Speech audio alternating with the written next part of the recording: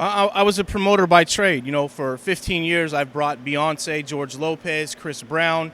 I've promoted nightclubs. I've done events in Las Vegas with LeBron James, the Kardashian family. So I had a long promotional background. And as a promoter, you have to do everything from pay and act, put up the money, do the press, do the PR, the production elements, and every single moving piece in an event. I've done it all myself. So when I started into the boxing journey and I decided to get behind Jose Ramirez, I had that background and I put it to use basically. And that was basically the foundation for me to be able to do these events that we've done in the Central Valley. And then like you said, they are rare.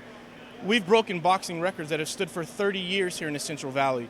A 6-0 fighter selling out a 10,000 person arena with no named opponent, then continuously selling out another arena with 13,100, going into venues and selling them out at 3,000 and 2,500 people on smaller shows. This is unheard of in boxing. These are numbers that Canelo, Pacquiao, and Cotto do from a live audience standpoint. And we're very fortunate, but we definitely work hard to achieve these things. It doesn't happen just by luck. There's countless hours and months that go into these promotions. And, you know, it's been 5 years building Jose Ramirez as an arena act and the superstar that I think he's becoming. Look, in my opinion, there's very few real promoters in boxing. Real promoters are people that can tell stories, that can find angles, that can connect a community, that can build a region. That's the problem. They take site fees and they put on shit fights, or they throw a fight in a town and they don't do anything.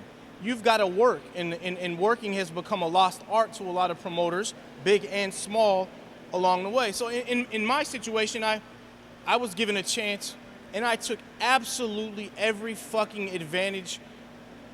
piece of advantage I could of this thing. I mean, everything I can do, I've done.